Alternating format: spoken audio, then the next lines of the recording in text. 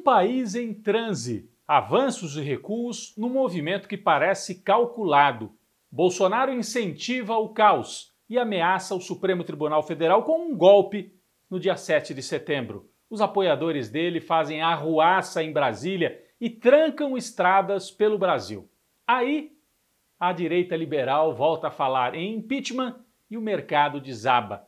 O presidente então recua numa nota patética, diz que agiu apenas no calor do momento. A inflação dispara e a pergunta é: ele cai agora ou resiste até 2022? Eu sou o Rodrigo Viana e esse é o Tempero da Notícia, que está começando agora.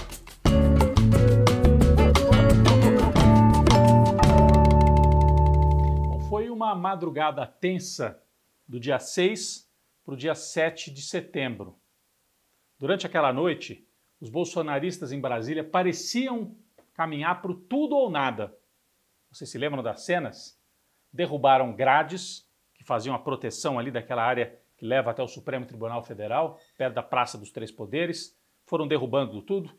Havia poucos policiais militares, a impressão de que a polícia do Distrito Federal estava sendo conivente. O governador sumiu, né? E os bolsonaristas pareciam avançar, então, para um tudo ou nada, adiantando aquilo que estava previsto para o dia 7 de setembro. Depois, isso tudo ficou mais claro. Foi uma situação criada, eles são especialistas nisso, né?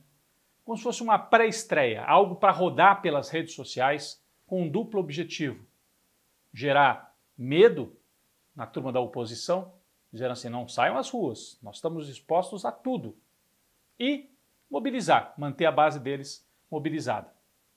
Um policial chegou até a sacar a arma no meio ali da esplanada dos ministérios. Mas quando veio o dia 7, não houve violência, a não ser muita violência verbal, inclusive por parte do presidente da República.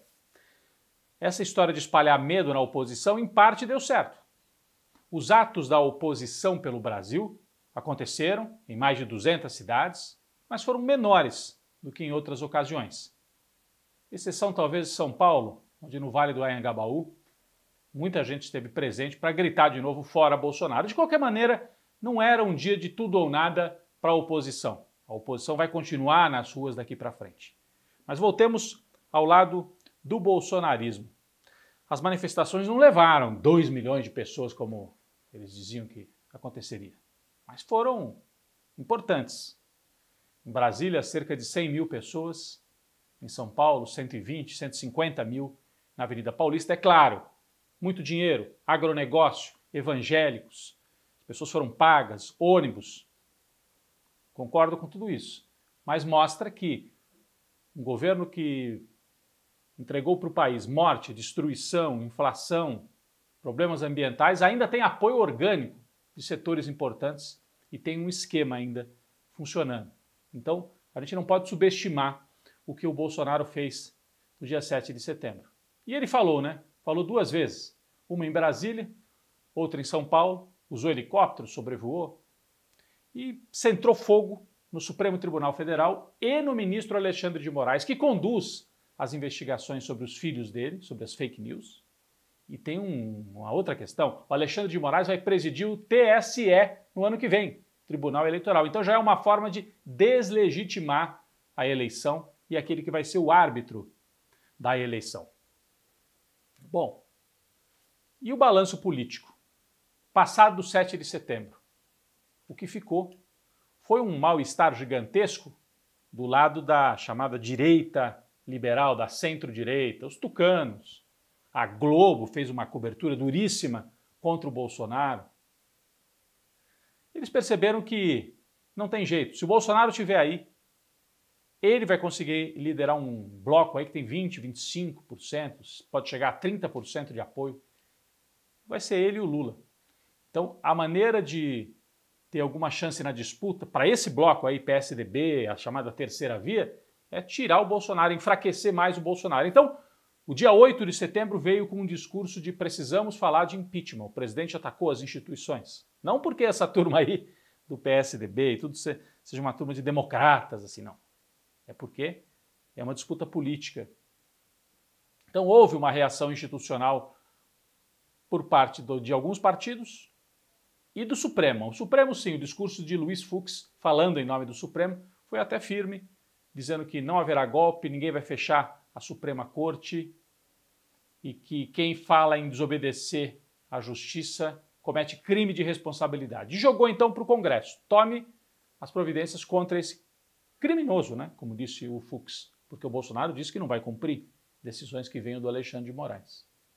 O Lira, presidente da Câmara, subiu no muro. Para ele interessa deixar o Bolsonaro do jeito que está, porque ele maneja o orçamento federal e toca para frente. O Lira, Arthur Lira, virou cúmplice. Nós vamos voltar ao Arthur Lira daqui a pouco. Bom, na sequência, os apoiadores do Bolsonaro, um pouco frustrados, porque não houve a invasão do Supremo, não houve a invasão do Congresso, mantiveram os bloqueios em Brasília e bloqueios de caminhoneiros, Brasil afora, claramente organizados pelo bolsonarismo, com pedras, obrigando caminhoneiros autônomos a pararem. Eram, na verdade, bloqueios de frotas de caminhões pertencentes ao agronegócio. O agronegócio jogou pesado junto com o Bolsonaro no dia 7 e no dia 8. O Bolsonaro ficou ali no meio do caminho. Aposto nessa movimentação, mas daí para a economia, vai ser pior ainda, o país a economia já está péssima. E aí começou a pedir um recuo para a turma dele. E o recuo se completou no dia 9 de setembro. Se o dia 7 é o dia da independência, o dia 9 pode ser chamado de o dia do arrego. Dia em que o Bolsonaro arregou. Pediu ajuda para quem? Para Michel Temer. Foi buscar o Temer em São Paulo, levou para Brasília e o Temer escreveu uma cartinha em que o Bolsonaro diz, volta atrás, recua em tudo que havia dito no palanque no dia 7 de setembro. Afirmou que agiu no calor do momento, elogiou Alexandre de Moraes, que ele havia chamado de canalha 2 dias antes. Então, deixou a turma dele completamente perplexa.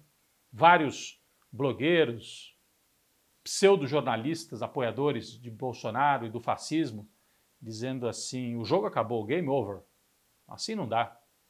Apoiadores dele dizendo que vão jogar fora as camisas do Bolsonaro. Então, um clima de perplexidade do lado do bolsonarismo, e a gente tem 2 cenários pela frente. Né?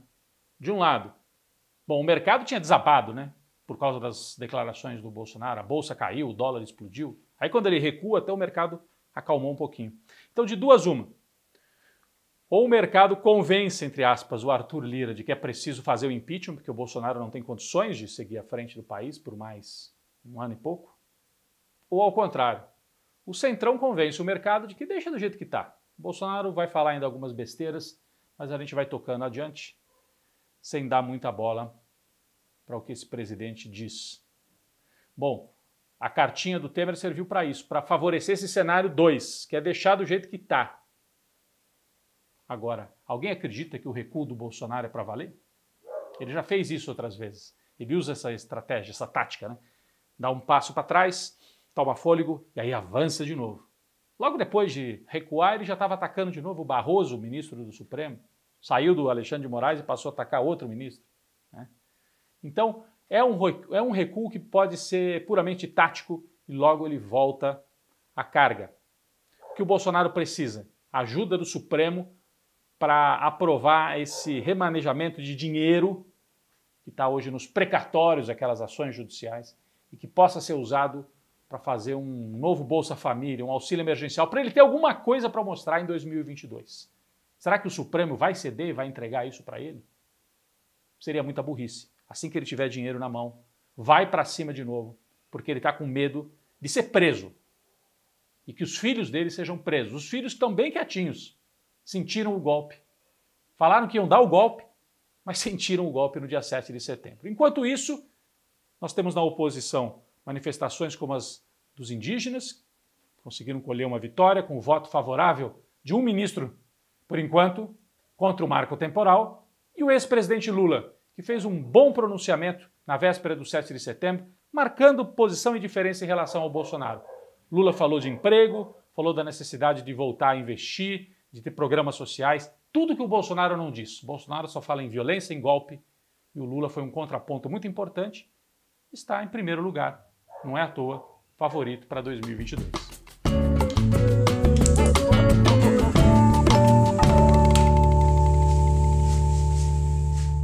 para a panela de pressão esta semana é o presidente da Câmara, Arthur Lira. Muita gente ficou indignada, né, com a posição dele depois do Bolsonaro atacar a democracia, ameaçar dar um golpe explicitamente nos discursos de 7 de setembro. O Arthur Lira fez um discurso como se nada tivesse acontecido. Não, veja bem, o país precisa de um pouco mais de calma, vamos para frente, os poderes têm que ser harmônicos. Não se trata dos poderes, o presidente da República está ameaçando descumprir ordem constitucional. Aí vem o Arthur Lira e faz esse movimento, que alguns disseram covarde. Não se trata de covardia, é algo pior. É oportunismo, senso de oportunidade para levar vantagem.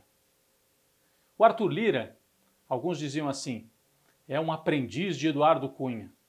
Eu acho que ele é muito pior e muito mais poderoso do que foi o Eduardo Cunha, que teve um reinado até curto ali como presidente da Câmara e promoveu o golpe contra a presidenta Dilma.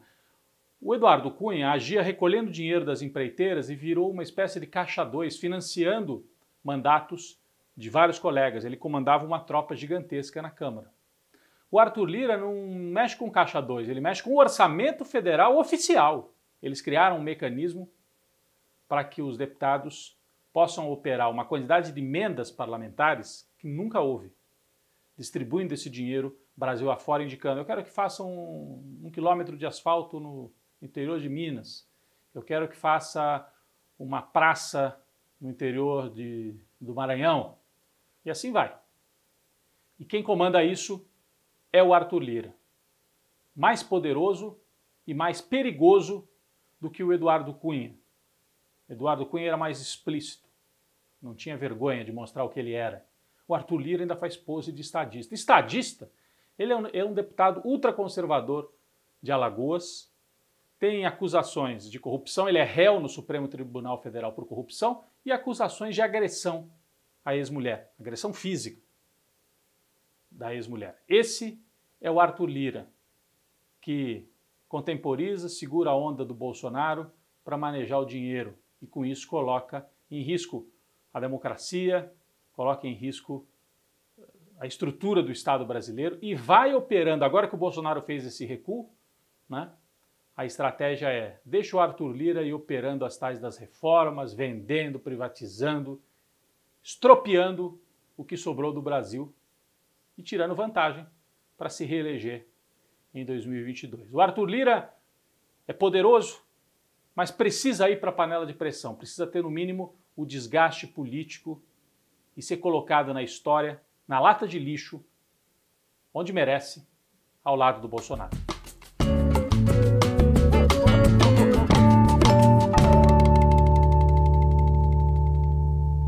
A nossa sobremesa dessa semana é a indicação de um filme russo que está na Netflix e se passa na belíssima cidade de São Petersburgo. São Petersburgo é uma cidade cheia de canais em volta do rio, em que parte do ano ficam congelados, né? Então o filme se passa nesta cidade, foi construída pelo czar Pedro em 1700 e pouco. Por isso que chama São Petersburgo, a cidade de Pedro, czar, né? que era o rei, né? Na Rússia de antigamente. E a história tem um cenário, então, muito bonito e conta as dificuldades de um rapaz que trabalha como entregador. Só que naquela época, como se fossem os Ubers, né, da época, ou a turma que entrega comida, ele trabalha como entregador de patins, porque a cidade é gelada, então ele vai patinando pela beira dos canais. E ele acaba sendo demitido de uma confeitaria, ele tinha que entregar bolos e tal. Acaba sendo demitido e se envolve com uma gangue de jovens batedores de carteira. Isso se passa ali em 1900, por aí, na virada de século XIX para o século XX. Então, eles fazendo pequenos roubos ali no meio da rua, com habilidade. Então é muito bonito, porque eles vão patinando e fazendo esses pequenos roubos. E o romance também. Ele se envolve, se apaixona por uma moça de uma família muito rica. E naquela época as mulheres, né, na Rússia não podiam estudar. O pai muito severo, não deixava nem ela sair de casa. Então ela tinha que fugir de casa para conseguir estudar. E ela queria se tornar cientista e acaba se apaixonando por esse rapaz que é um batedor de carteira. E aí eles se apaixonam, eu não vou contar o resto, mas vale a pena pelo cenário. São Petersburgo, que depois que houve a Revolução Russa, Revolução Socialista lá na Rússia, mudou de nome, né? Leningrado, ou seja, a cidade de Lenin, que foi o chefe da Revolução Russa, da Revolução Bolchevique. E depois que caiu a União Soviética, voltou a chamar São Petersburgo. Então, é uma cidade muito bonita, um cenário bonito, uma história romântica, vale como uma boa distração e para viajar um pouco pelo mundo, escapar um pouco aqui da nossa realidade. E é um bom filme, vale como a sobremesa dessa semana.